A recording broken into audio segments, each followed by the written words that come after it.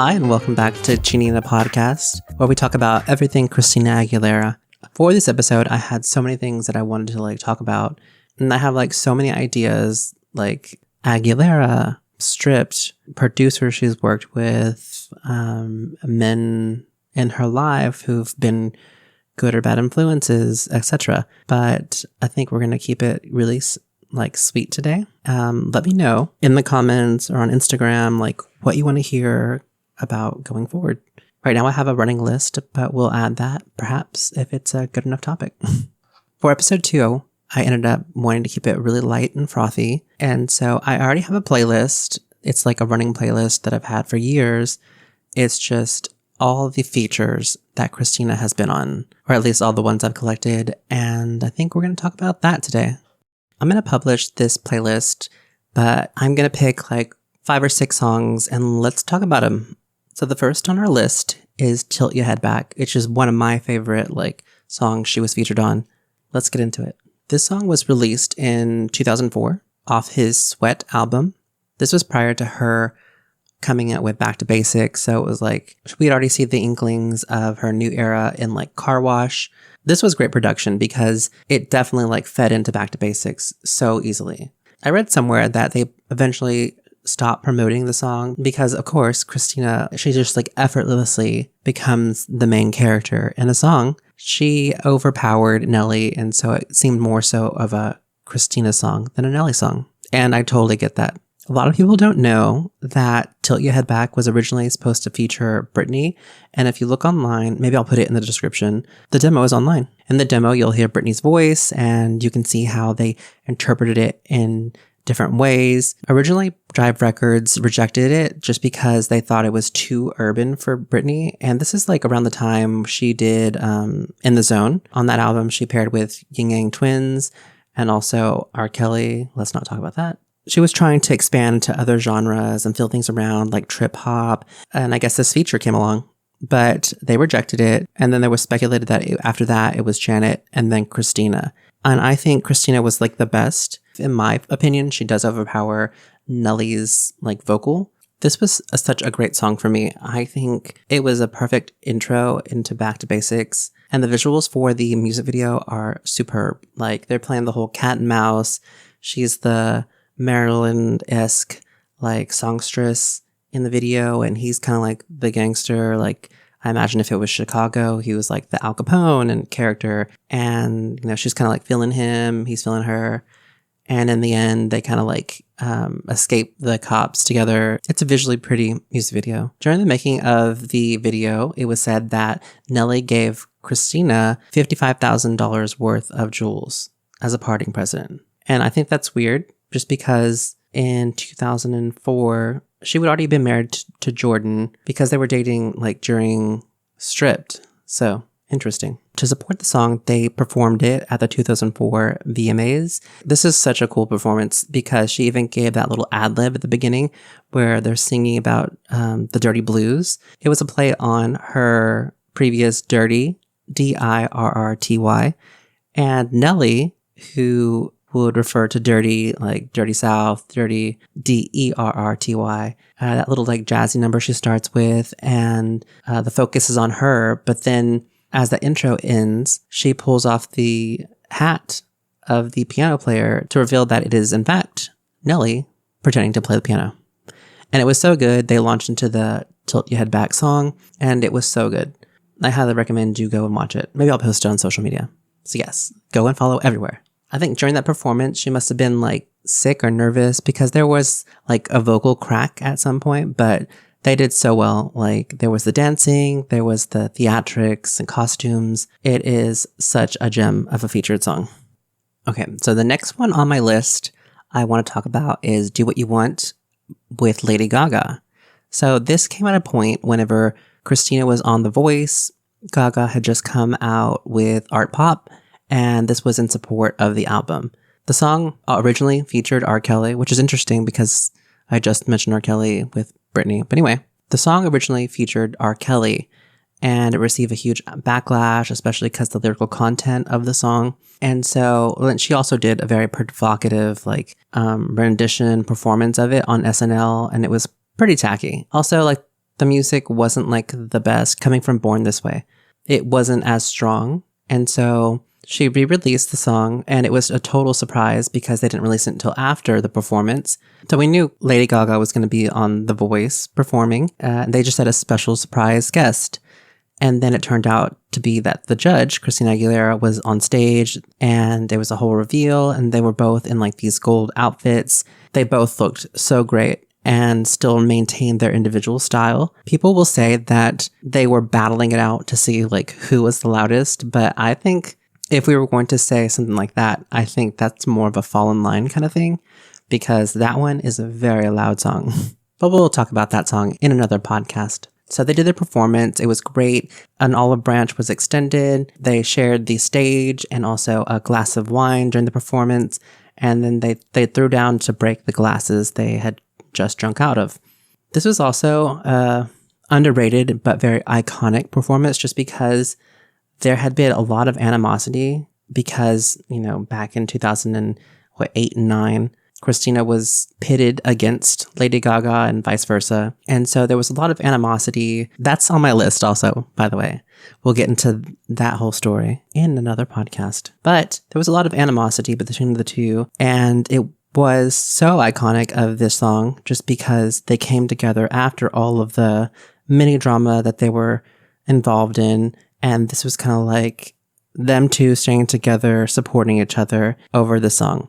I feel like after they changed the vocal from R. Kelly's feature to Christina, she ended up singing what the original lyrics were. And I feel like it left the song, so it ended up coming off as way less sexual than the R. Kelly version. In this new version, she was saying, you can have my body, do what you want, but you'll never have my voice, so do what you want with my body. They reframed it, so it was more like, more of an empowering song. I ended up loving this take. Fun fact about the recording on Christina's part was that she recorded her vocals in the living room of Carly Simon's Martha's Vineyard's home, which is pretty cool. I feel like that song is a forgotten gem of a feature, and I understand why it didn't become like a bigger hit, just because it was kind of overshadowed with the like controversy of the initial single and everything she was doing. Even like that first artwork was done with Terry Richardson, who was also a problematic person, and then later R. Kelly had all of his issues. So it was so weird that she decided to first feature those two people, and then she tried to redeem it with having Christina and have it being more about empowerment. And so that is my second pick for underrated features. For my third track of underrated features, I wanted to pick this collaboration with A Great Big World. And if you were guessing, Say Something, you were wrong. It's in fact Fall on Me. This song was written by A Great Big World, but previously sung by Andrea Bocelli and his son, Matteo. And then that was in 2018. And then A Great Big World version with Christina Aguilera came out in 2019. It's interesting that they decided to do another version and one of their own so close to the original being put into the world. I think this was an underrated feature just because it is such a beautiful song. Everyone talks about Say Something, and I get it. It's like so emotional. They both do a great job of evoking such feeling. But this one, I don't know, something about it is so special.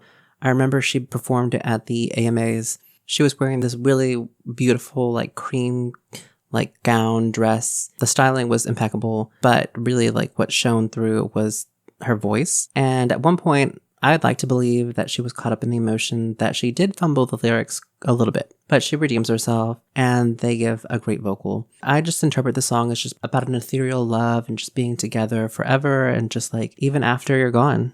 And I think this song was just as touching and emotional as Say Something. It just didn't get the like right promotion and it wasn't as huge when I think it's just as beautiful and compelling as Say Something.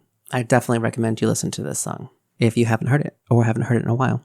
The fourth song I want to talk about is such a beautiful song, and every time I play it, like I have it saved at like the highest quality audio, and I always have to listen to it on my best headphones, and I have to hear all of the instrumentation, especially because it was done with Herbie Hancock.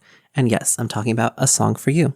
This was a great job, and such an amazing cover of the Leon Russell song, A Song for You. For his album, Possibilities, Herbie Hancock picked a bunch of like different vocalists, ranging from different like genres and also like ages of music. And one of the features he picked was Christina. The vocal is extraordinary. The lyrics are great. I think it resonates so well just because previously, the year was 2005. This is after Stripped. You know, she's really come into herself right before she's releasing Back to Basics. You know, there was a calmness about her. I think the song even finds parallels in her own life. You know, obviously she's sung a lot of songs, made some bad rhymes for songs that she didn't love doing. Like maybe at the time there was all that angst. Or Jeannie, also accepting everything for what it was and then coming to terms with it. And then at one other point, she talks about nothing else matters because we're alone now and I'm singing the song for you. I'm always so like impressed when somebody knows about this song just because they performed it a couple of times, I think. One of them being the Grammys. I feel like it should have been huge because obviously the song was well produced and Herbie Hancock had that whole album and the album did well. So, you know, he was on track. He knows what he's doing. Great production. And then she's, you know, on top of her game. Vocally, this was like right before Back to Basics, and some would argue that Back to Basics was her prime. I'm not saying that is what I think, but, you know, some people suggest that. The song is so nice just because they're like, even in live performances, they riff off each other. There's very like a freeness, but also like that jazzy is just like interpreting, and then the call and answer of the piano and her like ad libs. And it's so nice because this is like really what she wanted to do. Like since the beginning, she admired like these musicians and these singers, and this is like what she was meant to do. So it was cool to see her finally get to do all these collaborations from all these people that she respects. And the first verse, she also puts, I've acted out my life in stages with 10,000 people watching, but we're alone now and I'm singing the song for you. I love that kind of like blocking out all of the rest. And here I am with like her with her love. It resonates so true just because since she was a child, even on Mickey Mouse Club, she was like living out her life in front of so many people. And this is right around the time where she was getting married to Jordan. So it's really lovely to see that she's like so in love. And then eventually we will get back to basics, where she would then get to interpret all of the legends that came before her in her own way.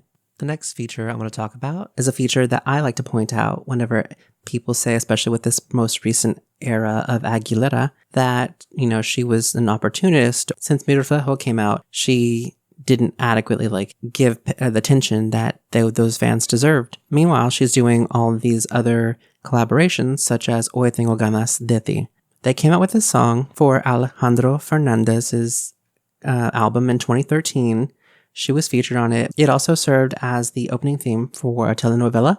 So I imagine it got a ton of play. I like to point out that she did, in fact, come out with other songs in Spanish, that she wasn't just like popping up with Aguilera just because currently like Spanish music is very hot. It's very trendy. A lot of people are moving into it and giving that market a try. Since the beginning, she came out with Mi Reflejo, and then she did Hoy Tengo Ganas de Ti, and then she did the song La Casa de mi Padre for that one movie of the same name. I never saw it just because I don't care for Will Ferrell. But I have heard the song. It's fun, but it's a little bombastic. And I think it's supposed to lean into the whole premise of the movie, which is not to be taken seriously. I don't know. I also haven't seen the movie, so who knows? Let me know in the comments and Instagram if you watched it and or have heard the song. But I think this is a beautiful rendition. Their voices complemented each other so well. And it's even the song that I forget that she has out there. But it's always a good song to listen to. It is a bit like kitschy or campy. Actually, maybe the word would be schmaltzy. Even like the vocal, I imagine it fit well with being the theme song for the telenovela, just because even the vocal delivery, it's very like bombastic and very exaggerative. So I think this one fit really well. For my fifth and final song I want to talk about, it's so bittersweet, especially because as of late, she hadn't ever performed the song live until more recently at Lovers and Friends, and I'm talking about Tell Me. It was Diddy featuring Christina Aguilera on Tell Me. This song came out during the promotion of Back to Basics. So it saw, you know, we were used to seeing her very vampy, very in that time and era, because she was like within the vein of that album. She fully took on that whole like persona and image out in public. And then this song came out in late 2006. She had a full image of being like current day, like Christina. It's bittersweet just because of all the craziness what circles Diddy right now. She probably will never sing this song again. So it was kind of cool that I got to be there. I did get to attend Lovers and Friends last year. She was there. She gave a great performance. For me, that particular year of Lovers and Friends, it seemed orchestrated just for me to go. Or so that's what I tell myself in my head. Having Christina and then Mariah and then Missy close out that whole day-long festival, it was like chef's kiss. So perfect for me. Christina did a fantastic job of performing the song. In the recording, it's very seductive. You know, she can pull off any genre. So that's kind of like the underlying theme of this episode. It's just like she can hop on the very emotive, the bombastic of O Tengo Ganas de Ti, or she can do the softer, still more quiet, nuanced love with Fall on Me. Of course, she can come over here to hip hop. She can do Tell Me, but I admire mostly where she gets to excel in her vocal prowess. So she can pull off any genre in my mind. Let me know on socials at Genie in a Podcast. What are some of your favorite songs that Christina's featured on? That's all for this episode. Let me know on social also, like what you want to hear going forward. I love making these episodes and I want to do more research and find out even more of the stuff that I don't know about her. Until next time, stay beautiful.